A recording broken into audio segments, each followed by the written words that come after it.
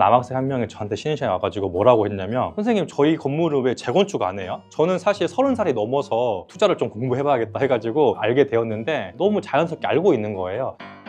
그지바이 구독자 여러분, 안녕하세요. 국영수 공부만큼이나 중요하지만 막상 어떻게 시작해야 할지 잘 모르겠는 것, 바로 경제교육입니다. 오늘은 교사 출신 재무설계사 조헌우 선생님과 함께 우리 아이 경제 감각 키워주는 방법에 대해 이야기 나눠보도록 하겠습니다. 그지바이 구독자 여러분 안녕하십니까? 저는 현재 매트라이프 생명에서 돈에 대한 다양한 고민을 가지고 있는 고객들을 만나서 컨설팅하면서 일하고 있는 조헌우라고 합니다. 초등교사에서 재무설계사로 직업을 바꾸신 이유가 궁금해요. 이 일을 하면서 가장 많이 받았던 질문들이에요. 교사로 이렇게 제가 한 10년 정도 근무를 했는데 내가 한 가지 직업만 가지고 쭉 평생 살아가면 조금 아쉽지 않나? 처음에는 그 생각이 굉장히 가벼운 고민이었는데 시간이 지날수록 정말 진지해지고 이걸 내가 그냥 지나쳐서는 안 되겠다는 생각이 들더라고요. 깊은 고민 끝에 과감하게 학교를 나오게 되었고 너무 만족스럽게 일을 하고 있습니다. 청담초에서 5년 근무하셨잖아요. 그곳 아이들이 경제교육 면에서 좀 다르다라고 느낀 사례가 있을까요? 저희는 아시겠지만 청담주에서만 평생 근무하는 게 아니라 지역을 이렇게 돌아다니면서 발령제로 근무를 하잖아요. 이쪽 아이들 확실히 그 여유가 되게 있다는 점, 그러니까 남한테 이게 베푸는 거에 있어서 인색하지 않고 굉장히 자연스럽더라고요. 스카우트라고 해가지고 이제 주말마다 애들 데리고 캠핑 다니고 이런 것들이 있는데 스키장을 간 적이 있었거든요. 어떤 친구가 이제 울상이 돼가지고 저한테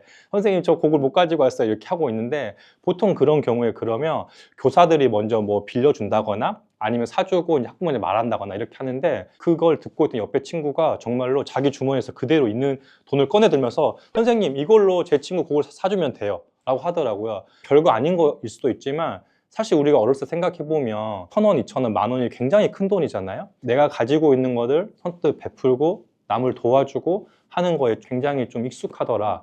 그런 게 저는 진짜 가장 큰 차이 중에 하나라고 느꼈어요. 사실 우리가 경제교육이라고 해서 무조건 뭐 돈에 대해서 가르치고 애들이 뭐 투자를 잘하게 하고 이런 것도 있겠지만, 가장 첫 시작은 이 사회에 살면서 내가 가진 것들을 이렇게 좀 베풀 수 있게 하는 그런 여유를 가지게 하는 것도 또 하나의 포인트가 아닌가 하는 생각을 해봤습니다. 값이 꽤 그래도 나갔을 텐데. 최소 그때 몇만 원 그쵸? 하니까 네. 네. 사실 교사였지만 충격이었어요. 약간. 부모님들도 자녀 교육관이 조금 다르실 수 있을 것 같아요. 어떤 문화적인 거, 경험적인 것들이 굉장히 좀 차이가 크더라. 방학 때마다 어떤 문화 체험 형식으로 해외를 나갔다 온다든지, 국내에서도 좀 돈이 드는 어떤 그런 체험들, 승마 교육을 받는다거나 예를 들면 부모님들이 워낙 또 경험들이 많기 때문에 우리 아이들에게 그런 경험을 시켜줄 수 있는 거잖아요. 그러다 보니까 또래 친구들끼리도 같이 경험하는 문화가 다르잖아요. 어떻게 보면은 다른 지역과 교육의 질이 엄청나게 차이가 있다기보다는 사실 그 안에서 만날 수 있는 구성원들, 내 친구들, 특히나 이제 어렸을 때 친구들은 그런 이해관계가 없이 평생 갈 수 있잖아요. 그런 점들이 되게 눈에 보이지 않는 큰 요소였구나 하는 것들을 좀 느끼게 되었습니다. 청담동 부모님들은 자녀에게 경제교육을 어떻게 가르치시나요? 경제, 뭐 투자, 돈, 저축 이런 거에서 애들하고 저렇게 대화도 하고 좀 노출시켜 주는구나 하는 것들을 느꼈거든요. 저희 반 남학생 한 명이 저한테 신입생이 와가지고 뭐라고 했냐면, 선생님 저희 건물을 왜 재건축 안 해요? 저희 아파트는 재건축하는데 이렇게. 근데 그런 말들을 너무 쉽게 내뱉는 거예요. 저는 사실 30살이 넘어서 투자를 좀 공부해봐야겠다 해가지고 퇴근하고 뭐 부동산 강의로 들어다니면서 재건축이 뭐고 재개발이 뭐고 왜 저런 낡은 아파트가 비싸군 하는 것들을 알게 되었는데, 이걸 다시 새로 지으면 가치가 높아지는 걸 하는 것들을 너무 자연스럽게 알고 있는 거예요. 그리고 또 어떤 여학생은 선생님 저는 엄마가 저의 이름으로 펀드 가입해줘가지고 벌써 이만큼 모았어요 라고 하는 것들을 저한테 이렇게 되게 자랑스럽게 말을 하더라고요. 그러니까 그런 점들이 되게 가볍게 지나갈 수 있는 포인트지만 또 다른 면이었구나. 제 강의를 들으러 오시는 부부분들한테 제가 뭐라고 하냐면, 주말에 이제 더 이상 영화 보러 가고 맛집 타려는 데이트 그만하고 우리가 관심 있는 곳 하나 정해가지고 이왕이면 거기 임장을 가고 거기서 맛집을 찾아보고 간 김에 거기 아파트 시세도 좀 찾아보고 이렇게 하라고 그러거든요. 그러니까 투자나 뭐 경제 공부 이런 게 거창한 게 아닌 것 같아요. 내 일상에서 어떻게 하면 조금 더 친해질 수 있을까? 사실은 부모님들이 먼저 친해져야지 그걸 자녀들한테 더 자연스럽게 노출시킬 수 있다고 생각을 하거든요. 구독하시는 분들 한번 접목해보면 좋지 않을까라는 생각이 들긴 하네요. 학교에서 이런 경제 교육이 이루어지면 좋은데 조금 잘 안 되고 있잖아요. 뭐 교과에도 그렇죠. 없고 하다 맞아요. 보니까. 네. 그래서 경제 교육이 필요하다라고 느낀 적이 있으세요? 저는 이제 특히나 이제 어린 우리가 아동들을 교육하는 거니까 너무 경제 교육을 따로 빼놓고 교육한다기보다 진로 교육이랑 같이 연관시켜서 좀 교육을 하고 애들하고 대화를 나눠보면 어떨까라고 생각을 합니다. 너가 할 수 있는 것들이 여러 가지가 있는데 사실 좀 냉정하지만 똑같은 일을 한다고 해도 그걸로 받는 보상이나 또는 부가가치는 다를 수가 있어. 결국 내가 하는 일들이 시간이 지날수록 조금 더 가치가 높아지거나 또는 세상에서 나를 필요로 해서 나의 희소 가치가 높아지는 일을 하면 사실 그게 저는 이제 진로 교육이고 좀 아이들과 할 수 있는 경제 교육이겠다. 물론 이제 이거를 바로 어린 아동들하고 대화하기 쉽진 않겠지만 부모님들이 좀 이런 생각을 가지고 조금은 다른 관점으로 직업도 탐색해 볼 수 있고 경제 교육도 해볼 수 있지 않을까라는 생각을 했습니다. 저희 구독자님들이 보통 3, 40대에 많이 계시더라고요. 이 3, 40대 부모님들을 위해 어떤 재무 관리가 지금 꼭 필요할까요? 이제 저도 딱 그 나이 때 해당되는데 소득적으로도 가장 왕성하게 높은 시기이기도 하고 이 3, 40대 때 우리가 자산을 잘 축적을 해줘야지 그 다음 50대, 60대가 됐을 때 은퇴 준비나 자녀에 대한 플랜을 세울 수 있기 때문에 중요한 시기라고 생각합니다. 그래서 제가 오늘 소개시켜드리고 싶은 자료가 KB금융이라는 곳에서 매년 한국 부자 보고서를 발표를 해요. 여기서 말하는 부자의 정의 어떤 거일 것 같아요? 예를 들면 자산이 얼마 이상인 분들? 맞아요. 얼마예요?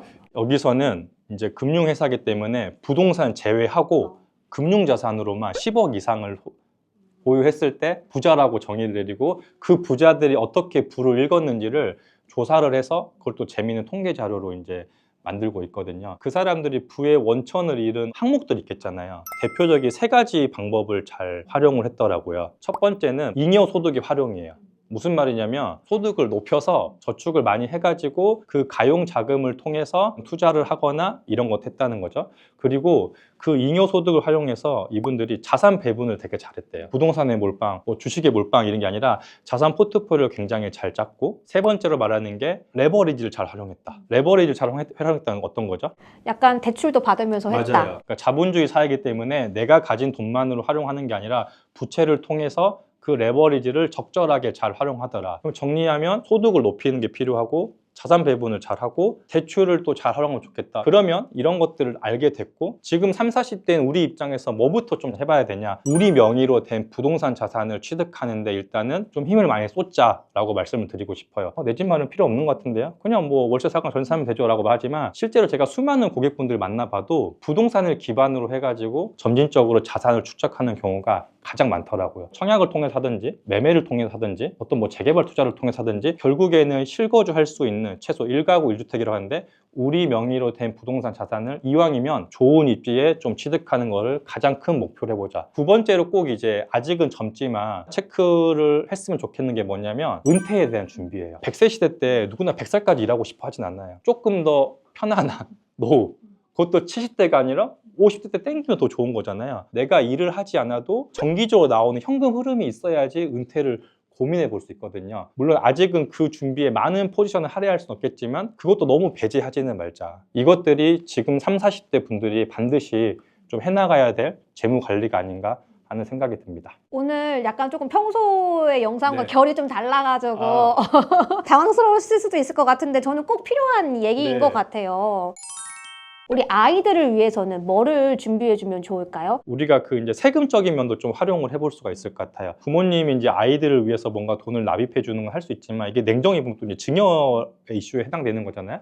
그래서 우리나라는 지금 현재 미성년자 자녀에게는 10년간 뭐 2천만 원까지는 세금 없이 증여를 해줄 수 있기 때문에 준비를 조금 더 확실하게 하시는 부모님들은 아예 아이들한테 증여를 해주고 그 돈으로 투자를 해준다거나 돈을 좀 더 불리는 목적으로 활용하고 계시거든요. 2천만 원을 투자한다는 게 뭐예요? 태어나자마자 1살일 때 2천만 원을 증여해 줄 수가 있습니다. 11살 때 또 2천만 원을 증여해 주면은 총 4천만 원을 증여받는 거잖아요. 21살 때 성인이 되면 5천만 원까지는 또 증여를 해줄 수가 있어요. 9천만 원을 증여세 없이 부모님으로부터 돈을 받을 수 있는 거기 때문에 그 돈을 미리미리 받아가지고 투자를 해주거나 저축을 해주고 있다. 두 번째는 지금 만약에 별다른 어떤 투자를 하지 않고 좀 막연하게 우리 아이를 위해 저축만 하고 있었다면 그 저축을 하는 방법을 조금 바꿔서 ETF에 투자해본다든지 하는 것들도 더 높은 수익률을 기대할 수 있기 때문에 좀 시도해보면 좋겠다 하는 것들이 있는데 그럼 어떤 거 해야 돼요? 이런 것도 물어보시는 분들이 있어서 가장 대표적으로 우리가 처음에 접근하기 좋은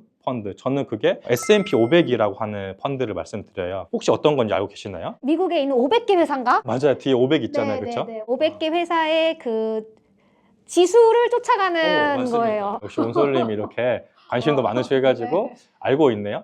단순하게 말하면 그냥 미국에서 돈을 제일 많이 잘 버는 회사 1등부터 500등까지 모아가지고 하나의 펀드로 만들어 놓은 거예요.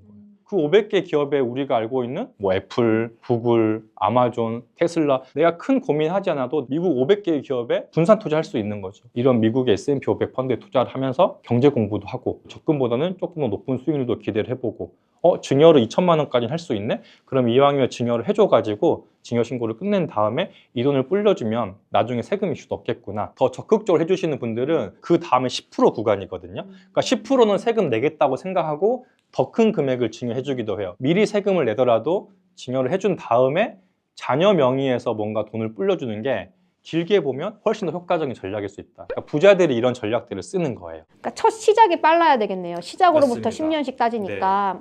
그래서 태어났을 때 물론 돈이 있으면 놓쳤어요. 그리고 꼭 2천만 원이 아니라도 1,000만 원이라도 그러면 증여해줄 수 있는 거잖아요. 그럼 신고는 어떻게 해요? 아는 세무사님이 있으면 수수료를 주더라 부탁해서 할 수 있고 그 정도 세금 신고는 굉장히 심플하기 때문에 여러분이 간단히 네이버에 검색해보거나 국세청으로 이제 셀프 신고를 통해서도 충분히 요즘에는 할 수 있는 사안입니다. 제가 마지막으로 꼭 강조드리고 싶은 한 문장을 말씀드리면 과연 시간이 지날수록 가치가 높아지는 일은 무엇일까? 부모님들 입장에서는 그게 사실 저는 투자라고 생각을 하고 또 애들의 관점에서는 나의 동료들 주변 사람들보다 내가 뭔가 생산성이 높아지는 일을 할 수 있는 사람이 되면 저는 그게 이 자본주의 사회에서 가장 잘 적응하는 형태가 아닌가 생각이 들어요. 과연 시간이 지날수록 가치가 높아진다고 하는 게 뭘지를 같이 한번 고민해보고 우리 아이들에게도 미래를 같이 생각해 봤으면 좋겠습니다.